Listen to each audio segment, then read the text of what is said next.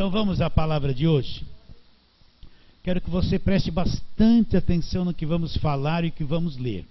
Hebreus capítulo 9. Nós vamos ler dois versículos, versículos 14 e 15. O bom era ler o capítulo 9 inteiro, mas vamos ficar só com esses dois versículos. Hebreus 9, 14 e 15. Onde diz, presta atenção, você tem que ler e entender. Muito mais o sangue de Cristo. O que o escritor de Hebreus está dizendo? Ele está apontando uma verdade por sangue de Cristo.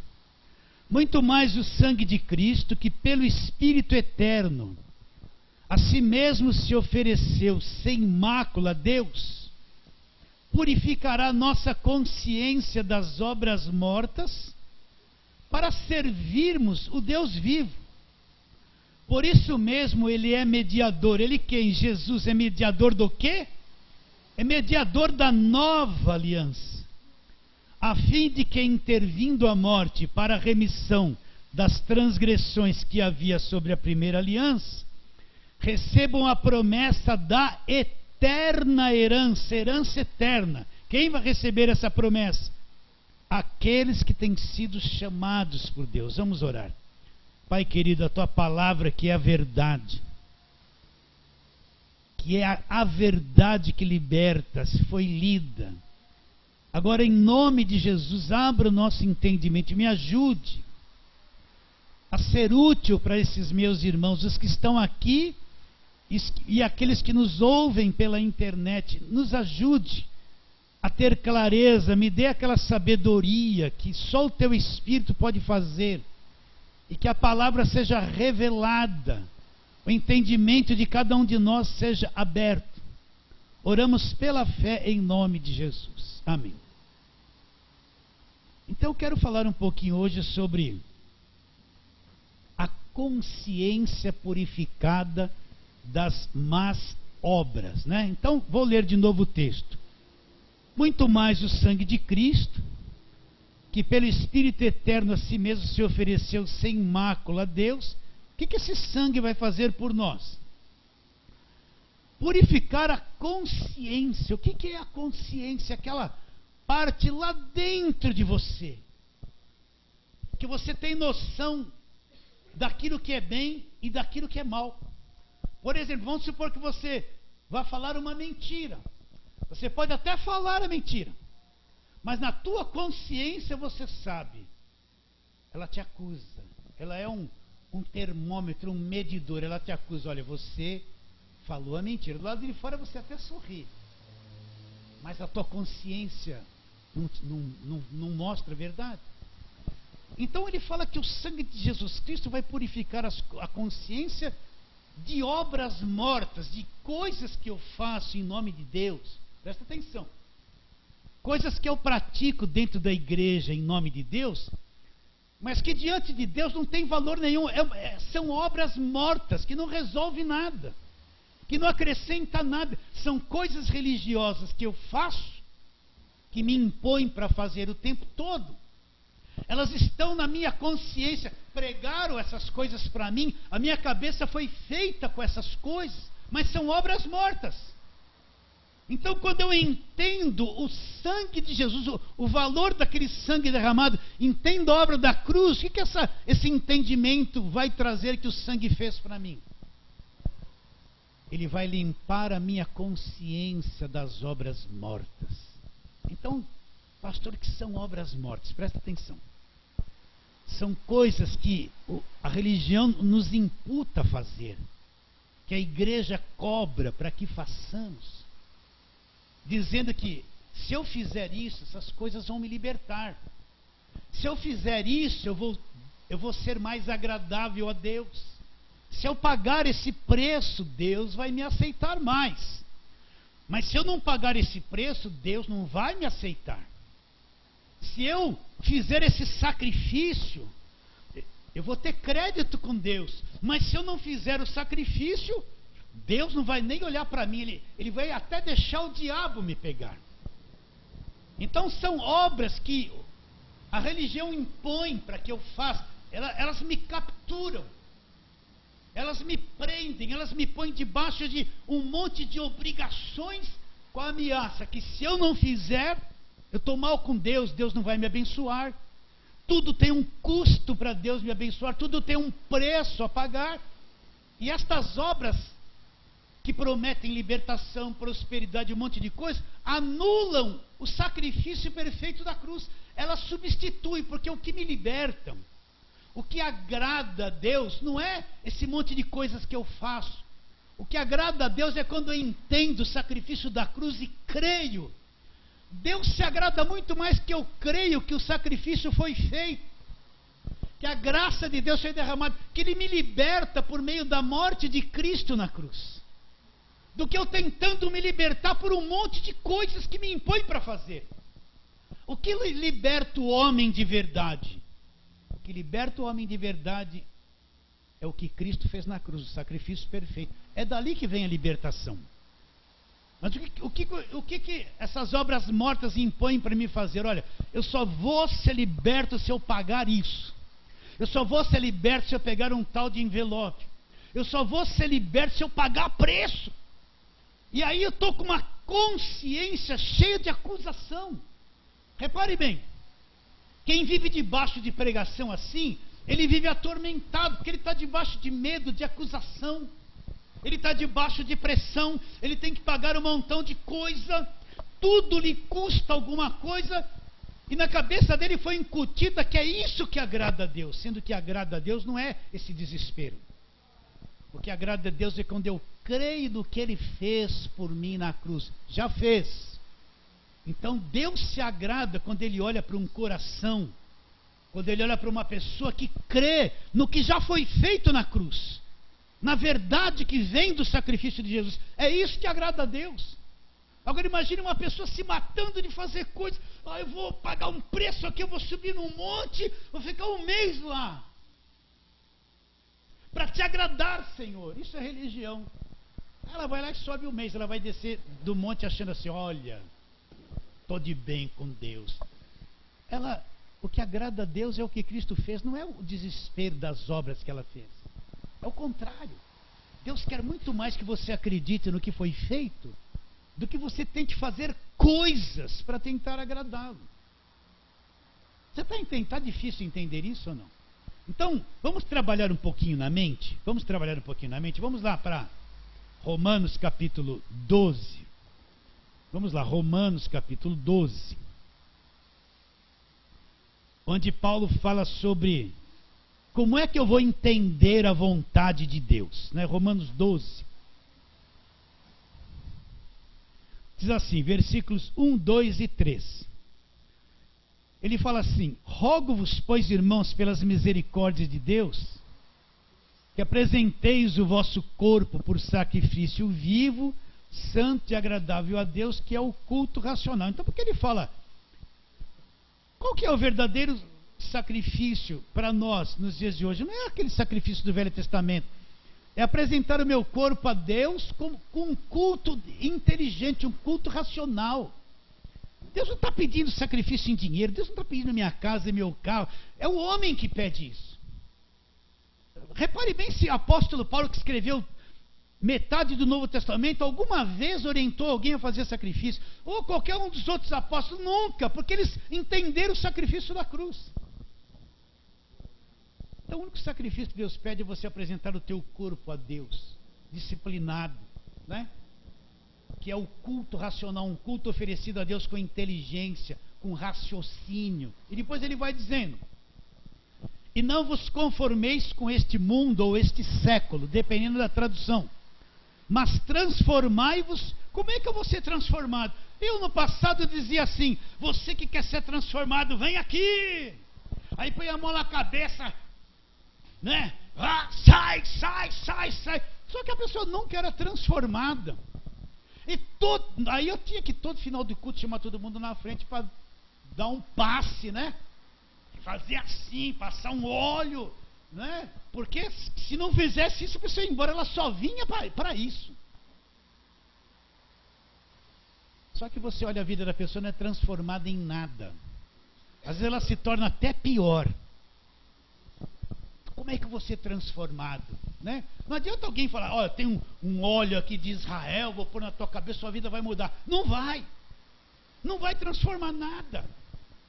Pode lamber você de óleo, fazer uma maçaroca toda de óleo. Não vai resolver nada, porque a Bíblia não diz que óleo transforma a vida de ninguém, mas a religião diz.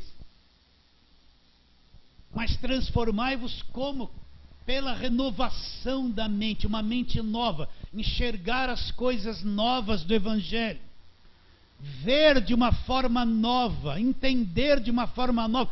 É o entendimento que transforma a minha vida, não é esse monte de coisas, de gritaria, e sacrifício, isso, aquilo, e coisa orada, e coisa ungida. Eu sei que vocês aqui não precisam nem ouvir isso, mas tem gente na internet que precisa, tem visitantes chegando que precisam.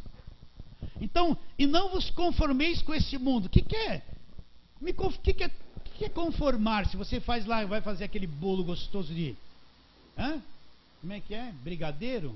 Né? Faz aquela maçaroca lá, não, eu prefiro mais bolo de milho ao modo antigo. Faz aquela massa, põe numa forma, quando ele está pronto não sai igualzinho à forma. Então ele diz assim, não vos conformeis com este mundo, não tem a mesma mentalidade, a mesma forma religiosa deste século, deste mundo, não se conforme a isso, não se conforme a essa mentalidade do mundo. Não se conforme a essa mentalidade desse mundo religioso que está aí, mesmo sendo evangélico. Porque muitas coisas que fala que é evangelho nos dias de hoje, não é evangelho, é enrolação, é exploração, é prisão, é mais prisão do que evangelho. Não vos conformeis com esse século, com esse mundo, mas transformai-vos. Como é que eu vou ser transformado? Pela renovação da vossa mente. Quando a tua mente começa a ter informação da verdade, não é? A gente vem para a igreja. Se você ficou 15 anos dentro de uma igreja de lei, você tem 15 anos de informação de lei aí. Quando a verdade vem, você acha até que é mentira. Porque a tua cabeça foi tão entuchada com lei, com jugo, com votos, com obra, com coisa orada, com cobrança. É 15 anos que você está nesse sistema. Aí quando a verdade vem, você tem os inimigos na tua própria cabeça. O que são?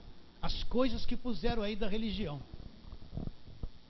Fala a verdade, olha, se o véu foi rasgado e você está começando a ver, então você está começando a enxergar a verdade vai te libertar.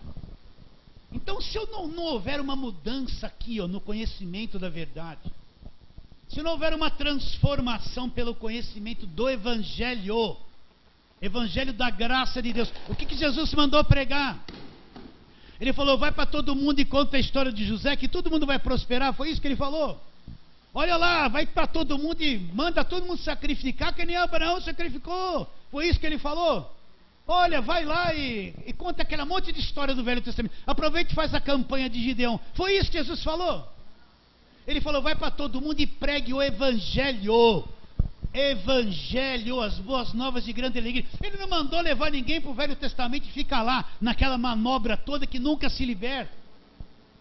Ele mandou pregar o Evangelho, a coisa nova, nova aliança, o Novo Testamento no sangue dele. Ele mandou pregar isso para as pessoas. Essa é a comissão. Então, se a minha mente, se a verdade não entrar ali, isso não vai acontecer instantaneamente, não é? Você vai passar por um conflito. Por quê? Porque quando você está debaixo da lei muitos anos, você começa a vir para a verdade, você já viu aquela água parada bonita em cima, assim, ó? Parece que está limpinha, mas lá no fundo tem uma camada de coisa sentada lá de sujeira, sim ou não? Agora se você mexeu naquela água em cima assim, daqui a pouco a parte suja de baixo faz assim, não faz? Sobe, mistura, fica uma sujeira total, não fica? Contamina tudo. É a mesma coisa, quando você começa a entender a verdade, aquilo vai mexer com tudo aquilo que estava dentro do teu coração há anos, vem aquilo para fora, vai haver um conflito aqui, uma discórdia ali, e eu não entendo aquilo, e vem essa coisa para fora. É normal, passa até por uns conflitos a pessoa. Mas depois de um tempo a verdade prevalece.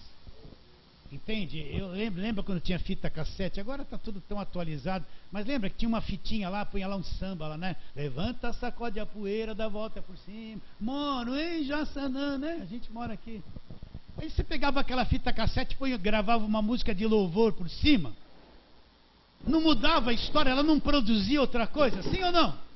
Os mais novos nem sabem o que é fita cassete, sabe? Nem sabe mais, né? Agora é tudo zap. Então é assim que tem que acontecer na nossa mente. Eu tenho que começar a ter informações do Evangelho, da verdade. O véu rasga, entende? O véu rasga. E vem aquela borbulha de dentro para todo aquele lixo saindo. Até que a tua mente começa a ficar esclarecida com a verdade, e você vai compreendendo a verdade, e a verdade compreendida vos libertará. Por isso que eu preciso estar num lugar que se ensine o Evangelho, que se pregue a verdade, que estude, que fique em cima da palavra. Eu preciso também ficar a parte disso, em cima das cartas de Paulo, meditando, aplicando a minha mente e meu coração a conhecer a verdade.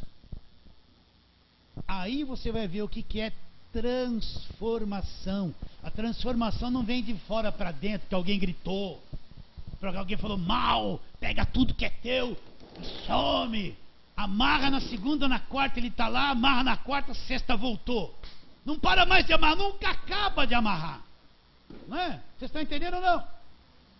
Então, conforme você vai aprendendo, presta atenção, você é liberto pelo conhecimento, a sua mente vai sendo renovada, você vai entrando num novo campo de informações.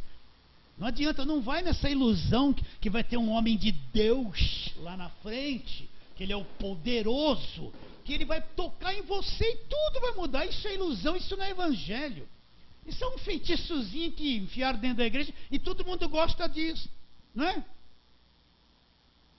Você já tomou um passe? Quando eu era, uma vez eu peguei uma dor de garganta, era mês de junho, julho, frio, aqui em São Paulo era frio bastante, aí veio uma tia lá, ela falou, você está doente, deixa eu te dar um passezinho aí.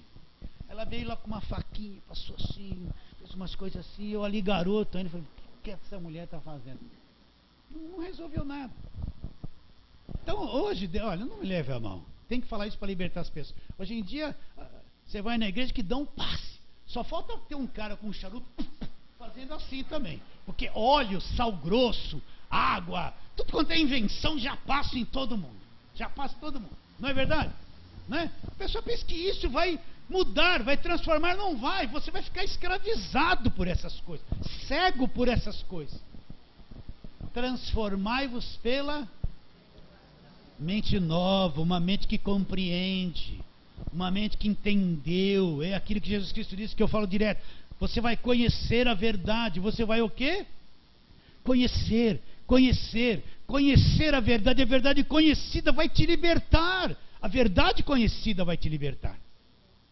Então não adianta ficar aqui tentando te libertar no grito. Todo mundo gosta disso. No passado eu fiz isso também.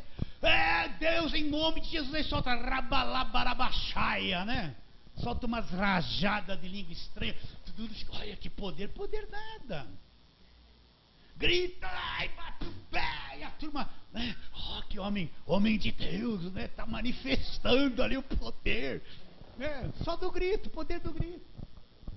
Aí você vê aquele povo, conheço gente que está 20 anos na igreja ainda, olha, faz 20 anos que ela vai na cesta da libertação, e é a mesma coisinha, ela vai lá e mão para trás, sai.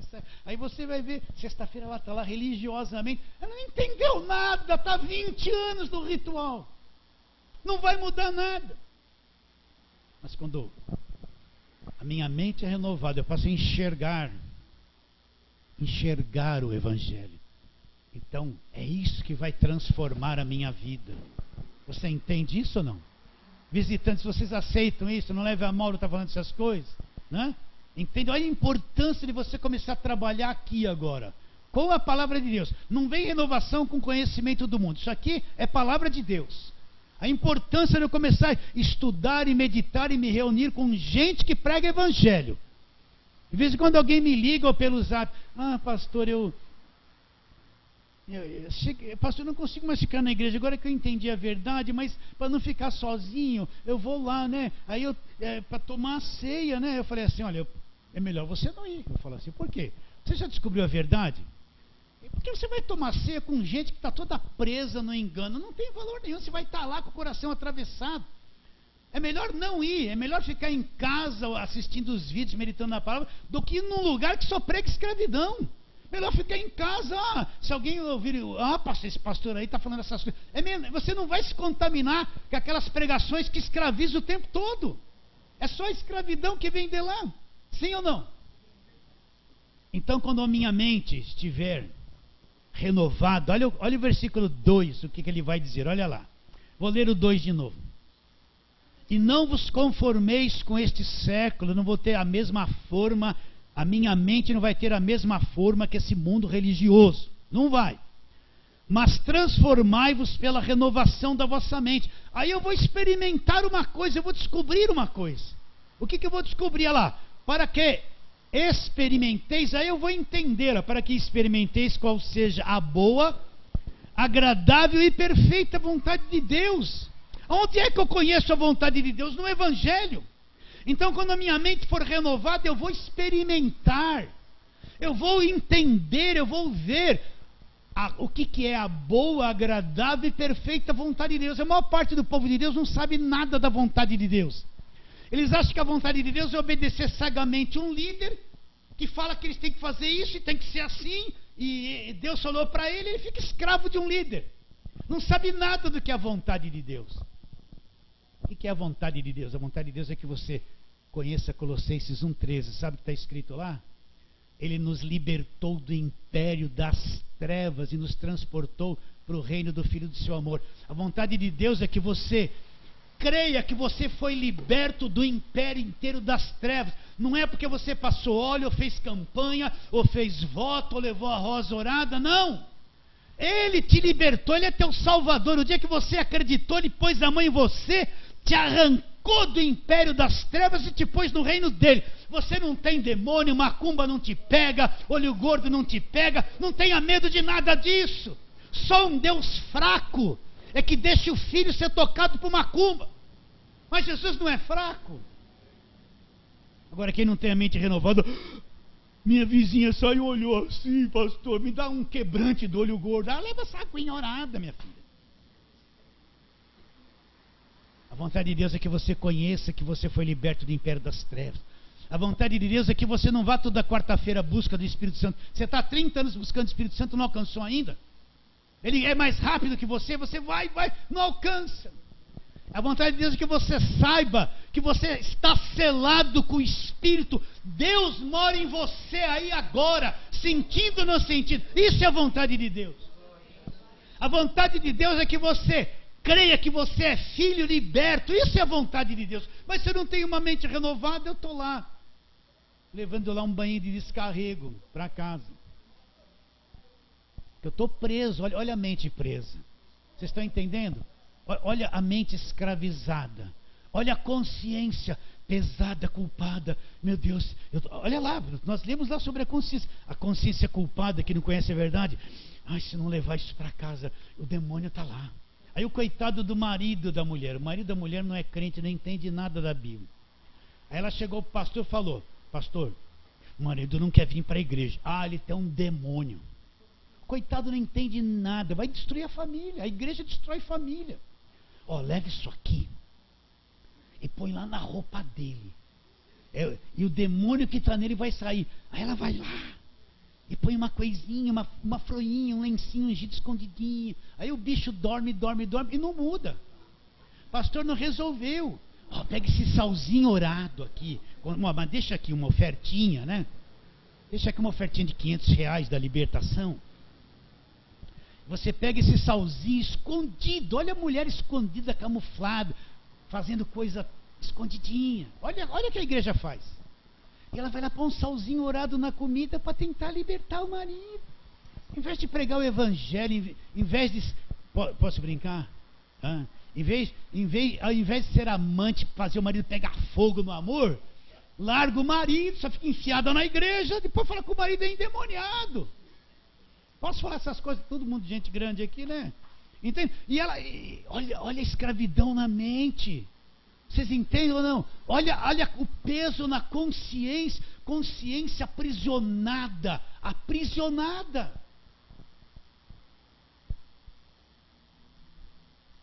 Vocês entendem a consciência das obras? Vocês estão entendendo que é obra morta? Né? Então, eu vou entender o quê? Olha lá, vamos rapidinho. Para que experimenteis qual seja a boa, eu vou experimentar o que é a boa, agradável e perfeita vontade de Deus para a minha vida. Eu vou entender o que é a vontade de Deus. Agora, olha lá o versículo 3. Porque pela graça que me foi dada, digo a cada um dentre vós, que não pense de si mesmo além do que convém. Pense com moderação. Agora abra os olhos, entenda. Segundo a medida de fé que Deus repartiu para cada um. Pastor, então Deus repartiu para cada um uma medida de fé. Eu lembro que a gente comprava um bolo Pullman. Nossa, quando eu era criança o bolo Pullman era o máximo. E nós éramos em 7 irmãos. Imagine os pares de olhos assim, ó. Aí minha mãe pegava a faca assim, cada um 7 partezinhas, ficava assim. E comia a minha parte, aí que delícia. Tomava um leitinho, né, que eu gostava do leite, com o gosto do bolo, né? Cada partezinha daquela era para um filhinho, tinha um valor. Então Deus repartiu uma medida de fé. Presta atenção, entenda isso. Deus repartiu uma medida de fé para cada um que crê, para cada um que é de verdade, que está no Evangelho. Então cada um de você que está aí me olhando lá no YouTube, tem uma medida de fé que Deus pôs dentro de você. Tem uma medida de fé que Deus pôs dentro de você. O justo vai viver pela sua própria fé, não vai viver pela fé de ninguém. É você que tem que acreditar por você. Então ele está dizendo, segundo a medida de fé que Deus repartiu para cada um. Então todo crente salvo, presta atenção, ele tem uma medida de fé. Como é que essa medida de fé vai ser despertada? Pela lei? A lei não desperta nada, a lei mata. A fé vem pelo ouvir o quê? O Evangelho, a palavra. Então essa fé está aqui. Só que ela está... O interruptor não foi ligado. Na medida que eu vou aprendendo o Evangelho, a fé vem pelo ouvir. Vai desprendendo uma coisa dentro de você. Essa medida de fé começa a brilhar, aparecer de dentro para fora. Você começa a crer diferente. Uma coisa nova acontece dentro de você. A palavra que desperta a fé, queria um despertador.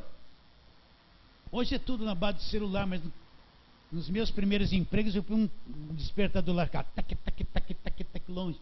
Quando dava 5 horas da manhã, eu saía do colchão, não tinha como não acordar. Aquilo pulava, batia assim, tinha que levantar e lá travava, já estava fora da cama. Eu falei, agora eu vou levantar.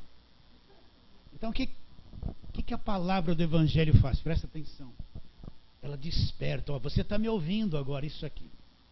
Eu tenho certeza absoluta que Deus está despertando uma coisa dentro de você da palavra agora. Não precisa ver anjo, gritar. Não, é fé mesmo, eu sei como é que é.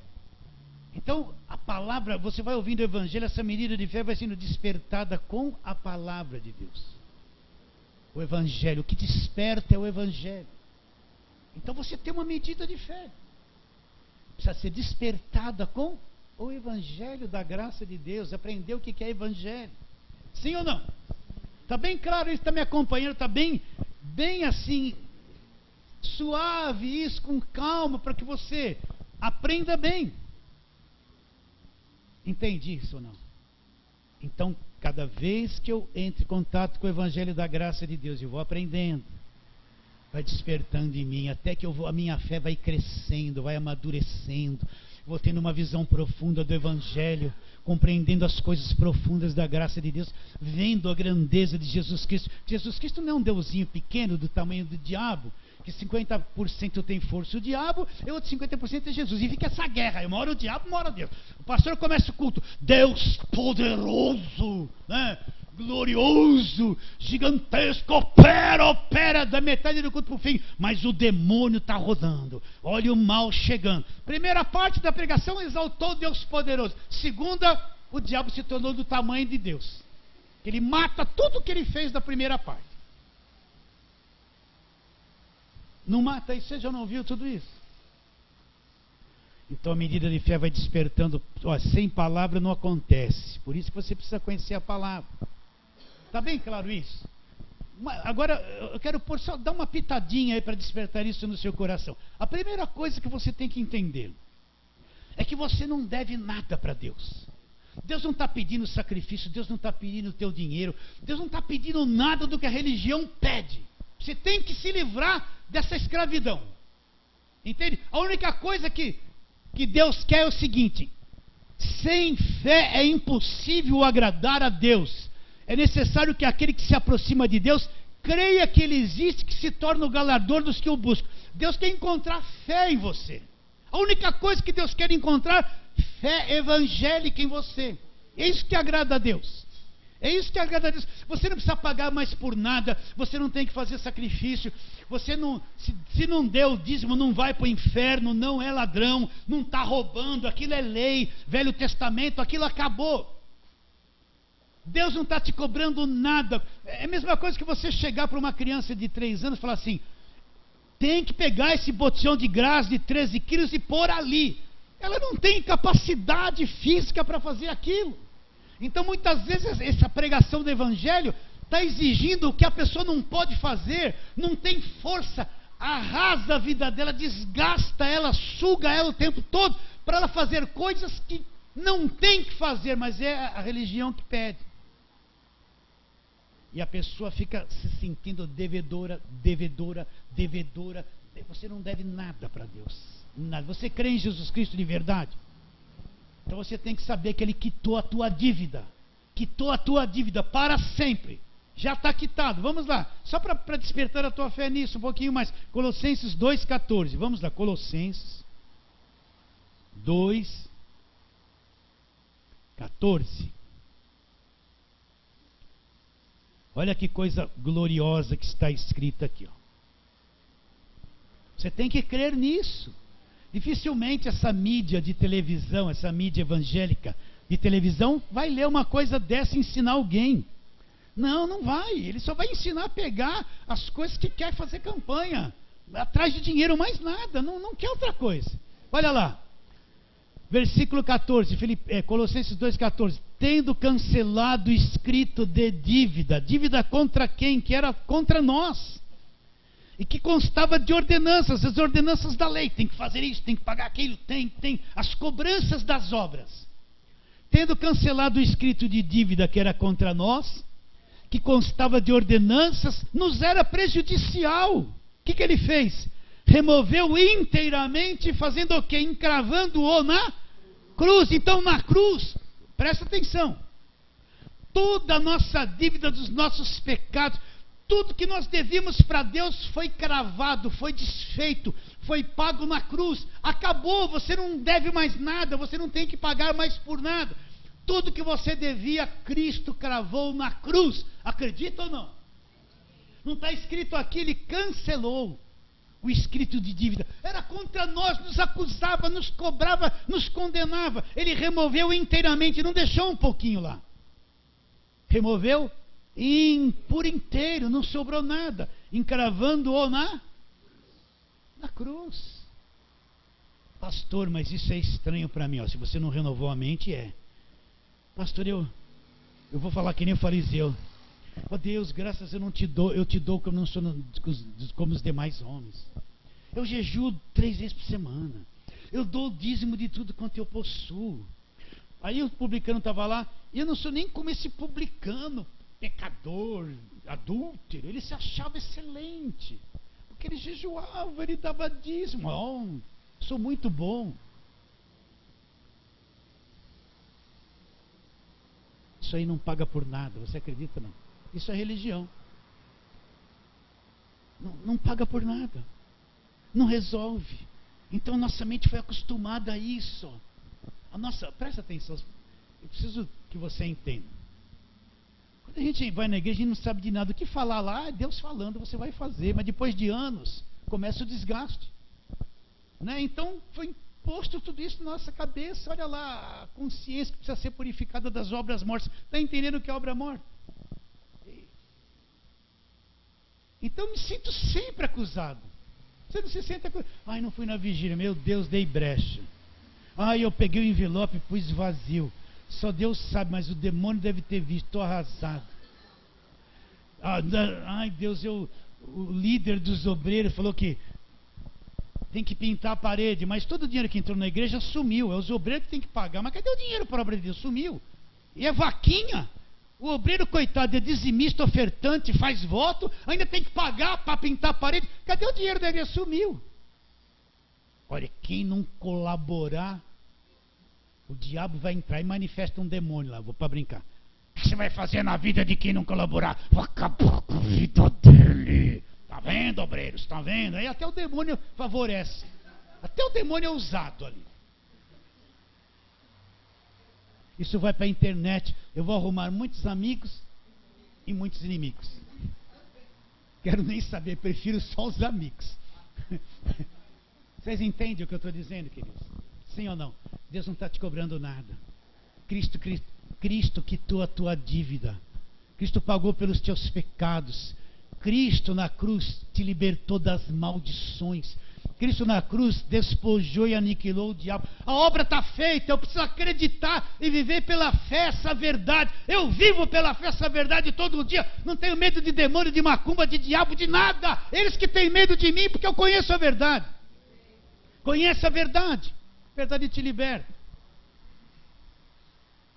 Então você não deve mais nada. Ah, se vem aquela coisa assim, ai pastor, mas quando eu sair da igreja, eu tenho que pedir a bênção, senão eu vou estar debaixo da maldição. Onde está escrito que você tem que pedir bênção quando sai da igreja?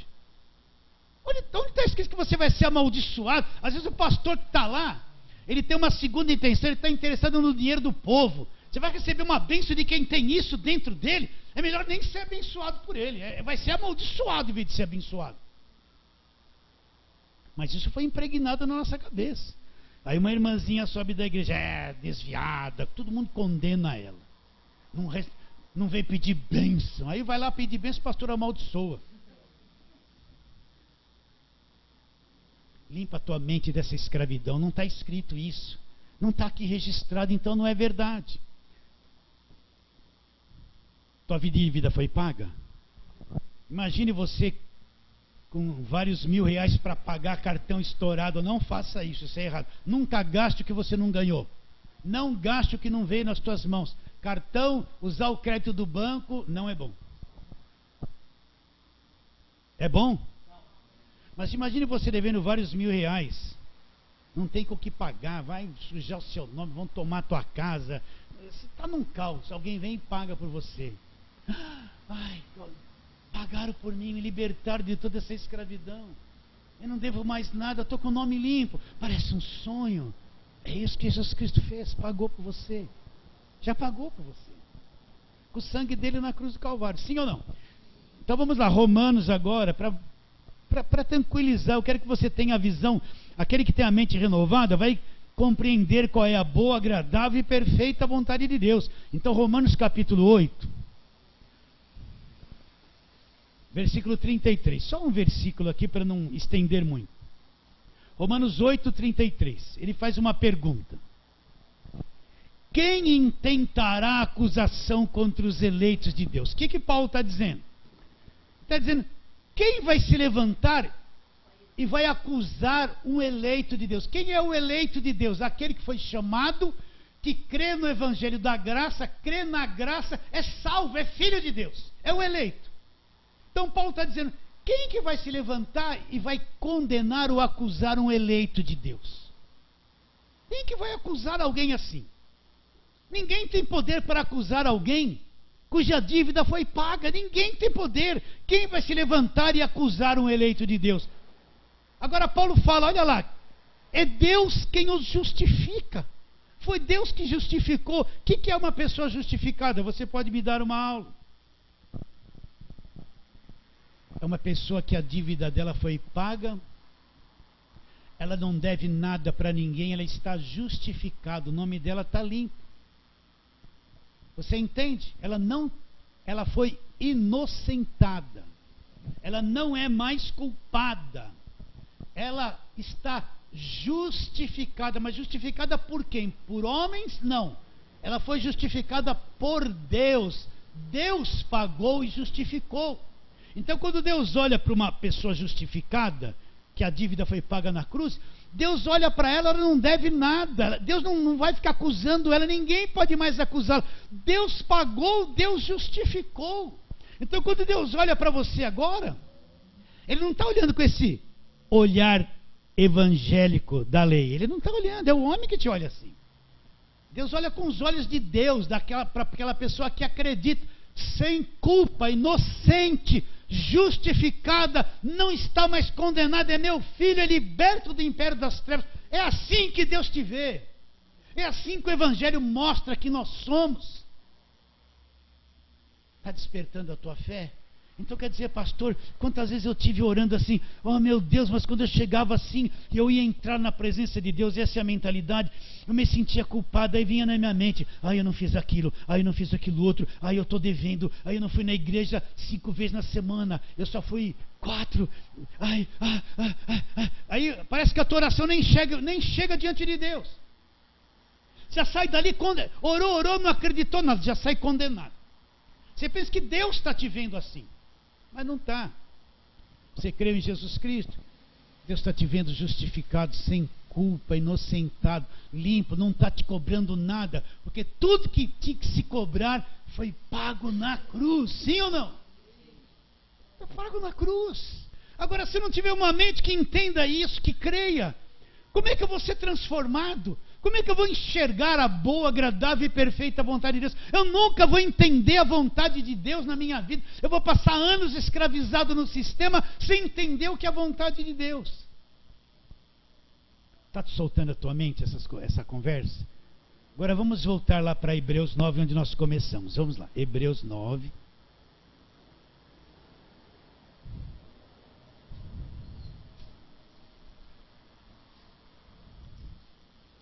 Hebreus 9, nós vamos ler os mesmos versículos. Versículos 14 e 15. Olha lá. Vamos trabalhar neles para terminarmos. Muito mais o sangue de Cristo, presta atenção, que pelo Espírito eterno a si mesmo se ofereceu a Deus sem mácula. Olha, ele está falando, o sangue de Cristo, Cristo se ofereceu através do Espírito eterno sem mancha para Deus. Esse sangue vai fazer o quê? Vai purificar a minha consciência, aquele órgão de acusação que me pesa, vai me purificar o quê? Das obras mortas, e eu vou servir ao Deus vivo. O que é a consciência não purificada?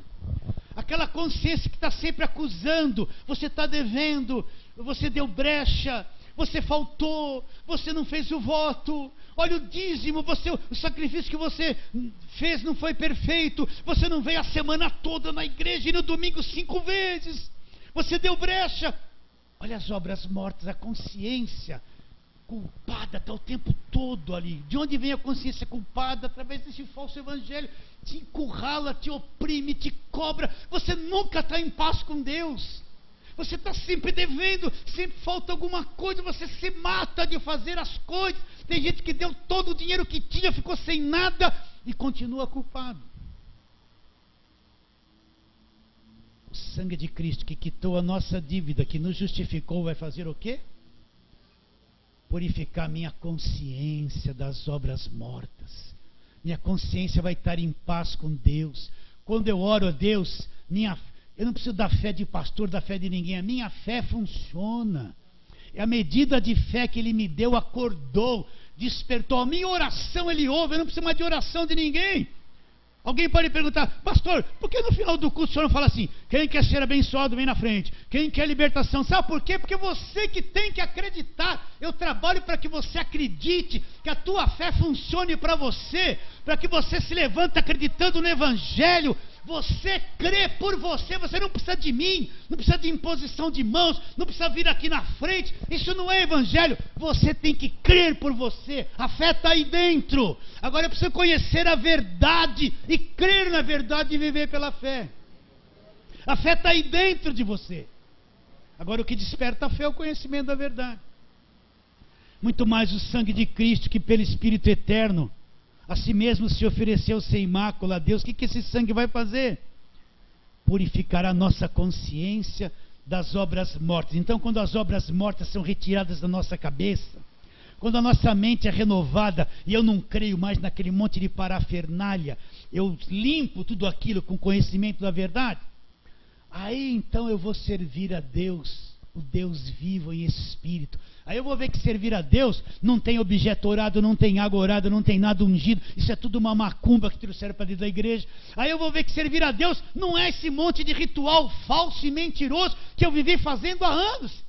Eu adoro a Deus em espírito e em verdade, daqui para Deus, em espírito e em verdade. Não é, eu estou limpo das obras mortas. Vou servir ao Deus vivo, vou entender o que é o Deus vivo. Versículo 15. Agora você vai entender aqui, ó. Por isso mesmo ele quem? Jesus Cristo, ele é o quê? Mediador da nova aliança. Mediador do quê?